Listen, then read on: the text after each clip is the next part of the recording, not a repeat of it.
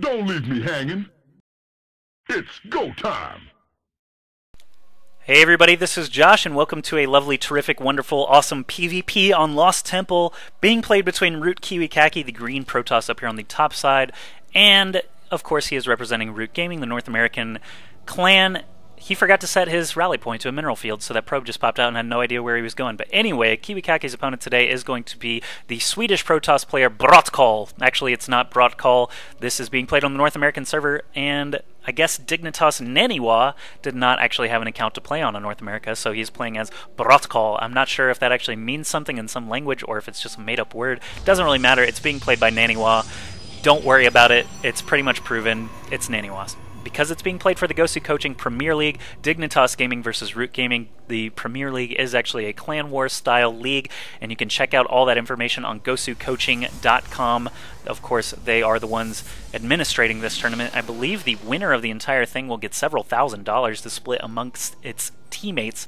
Dignitas Gaming actually based in the United Kingdom, and Root Gaming based in North America, so both of these guys, very, very good players. Naniwa, of course, is actually a Swedish Protoss player, if you didn't catch that little infographic down there at the bottom, but both of these players not really doing too much here yet in this game. It looks like Naniwa is going to be the first one to drop a gateway. KiWiKaKi instead going to be scouting quite a bit earlier here to make sure he knows exactly where his opponent is. And I have not watched these games yet, not really sure what's going to happen, who won them even, as this was played in week 3 of the Premier League, which was actually a few weeks ago, as middle of February.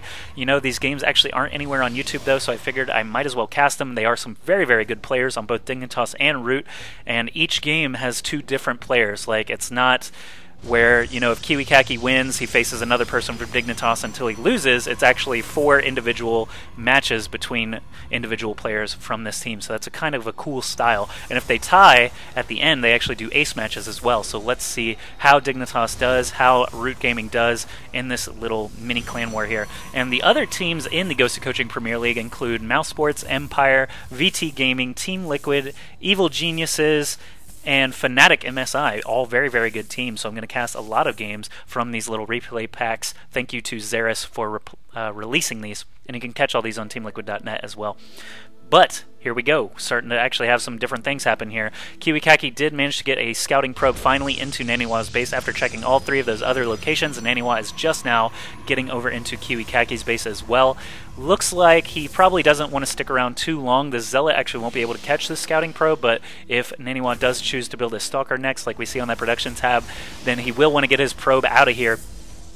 But for the meantime, he can continue to scoot around. I really doubt Naniwa's going to give him any information that, you know, he doesn't need to, so he's going to wait for this probe to actually get out of town before he drops another gateway or robotics facility or Stargate or whatever he's going to be trying to do. So these players know that their opponents are at these close flying positions. KiWiKaKi is finally getting out of there as this first Stalker from Naniwa pops out. Gas number 2 being dropped and robotics facility coming for Naniwa. 1 gate robo, sometimes seen with an expansion in mind, but over in KiWiKaKi's base, we've got gateway number 2 completing here. He is a tiny smidge behind on the warp gate tech, so both these players will be finishing that up around the same time. So Naniwa could actually get an Immortal out quite quickly if he's thinking that Kiwi might get a lot of Stalkers. He can get an Observer out if he is really unsure what KiWiKaKi is going to be doing at all. He could get a Warp Prism out, of course, or just go straight for Colossi, get a Robotics Bay somewhere. Looks like gateways number 2 and 3 are coming along now, so Naniwa choosing to go for 1 base for a while here at least. Usually you don't see an expansion with this build that often, and KiWiKaKi throwing down gateway number 3 himself and another pylon here. Not sure what tech he's going to be going for next. 3 gate, usually you'll see a robotics facility tacked on, or something like this, Twilight Council coming. So the fact that KiWiKaKi has nothing but Stalkers right here makes me think Blink is going to be the obvious choice here. Warp Prism coming out of this robotics facility first for Naniwa, so he must have had this build in mind as soon as he figured out that KiWiKaKi was at this close flying position. He's got gateways number 2 and 3 about to complete here, and Warp Gate Tech about to finish up, so this Warp Prism could actually be quite effective. If we look at army supply right now, it is slightly in Kiwi's favor. He's got a lot of Stalkers here, and this Twilight Council is not quite done yet, but if it doesn't get Blink right away, then I will just be amazed and shocked. But Naniwa loading up this warp prism, of course, with these 3 warp gates back at home. He doesn't really have a ton of cash to continue warping in continuously, but this attack could do a lot of damage as KiWiKaKi only has 5 stalkers way over here on the right side of the map. Is Naniwa going to flip into phasing mode? It doesn't look like it, actually. KiWiKaKi just going to send his stalkers over here. Should be able to stop this from happening. He actually took a shot at his own Nexus. It looked like a little bit of a miss micro there. Looks like a couple of probes are going down. I'm trying to count the little probe explosions among the Zealot explosions. Looks like 4 probes maybe were killed off there. Naniwa actually saved his warp prism and a single stalker, brought it home extremely early there. Didn't care about the Zealots, just wanted to try to get some probe kills there. If we look at the Harvester count, actually Naniwa is ahead now as a result of that, 29 against 26. So he got 3 or 4 probe kills there. Tried to see what exactly was happening, but Naniwa just hanging out now at the front of his ramp. He's got a single sentry here, so if KiWiKaKi does actually come over here with these Blink Stalkers, you see Blink is about to finish right now from that Twilight Council, then at least Naniwa should be able to force field a ramp. If KiWiKaKi can't get vision up on the top of this cliff, then he is going to be out of luck, won't be able to blink up into the base. And he doesn't have a robotics facility, so he's, not really going to be able to provide vision there at all. And Naniwa does have a robotics bay up. He's chrono boosting out a Colossus, sending that warp prism back over to Kiwi's base perhaps. There's a single Immortal here as well.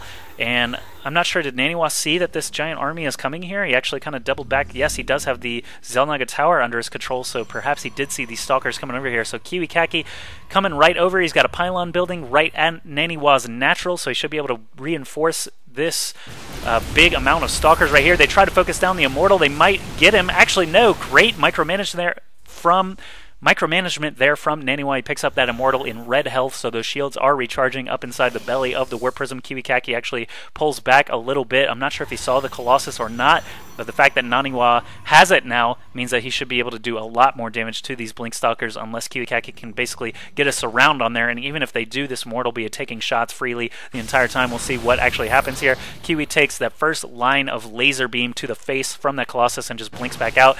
Kiwi actually had a lot of forces here to stop this next drop from Naniwa. I'm not sure if they're going to be able to score any probe kills. They are queued up on the probes, though. They do manage to snag 2, maybe even 3 kills there. Once again, a little bit of economic harassment from Naniwa. Is that going to be putting him in the lead? And Harvesters doesn't look like it. KiWiKaKi actually still up 30-28. I do believe we saw Dark Shrine starting in that production tab a while ago, but didn't really have time to mention it. It looks like it was actually canceled. So KiWiKaKi still just sticking with Blink Stalkers, adding on more gateways now and a robotics facility. Observer would be great to throw in the mix here, as it would give him vision up on the top of this cliff. Naniwa looks like he is giving up sort of on those Warp Prism shenanigans. He actually killed that pylon outside at his natural, but left the probe there for some reason.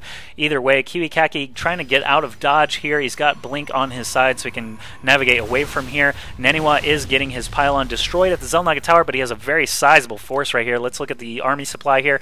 80 for Naniwa, 66 for KiWiKaKi, and he is supply block still as a result of losing that pylon. KiWiKaKi trying to get a Nexus up now, trying to take this into a real mid-game, a real strong mid-game. Naniwa looks like he is content to just stick with this one base. He flips his Warp Prism over into phasing mode. He's got several gateways available to continue warping in, and we see Charge being researched right here, but it might be too late for KiWiKaKi. These Colossi just marching right up to the front. I see another one coming on the mini-map here. Yes, we do have another Colossus from Naniwa, but he actually had it rallied over to his buddies there, and the Stalkers just blink on top of it and kill it off very, very quickly. Unfortunately, KiWiKaKi's losing a lot here at his front. He already lost the gateway, had to cancel his Nexus. These 2 Colossus probably going to be doing the majority of the damage here. There's, I think that Immortal is actually still in the mix as well, and Naniwa looks like he's basically just going to stomp right in here for the victory. I don't think KiWiKaKi has enough forces to actually deal with this. They blink over to the Colossi and actually do manage to take one of them out, but yes, we do see that Immortal there now with 3 kills, that same one with red health from earlier on in Naniwa's base, so he's got the superior forces here.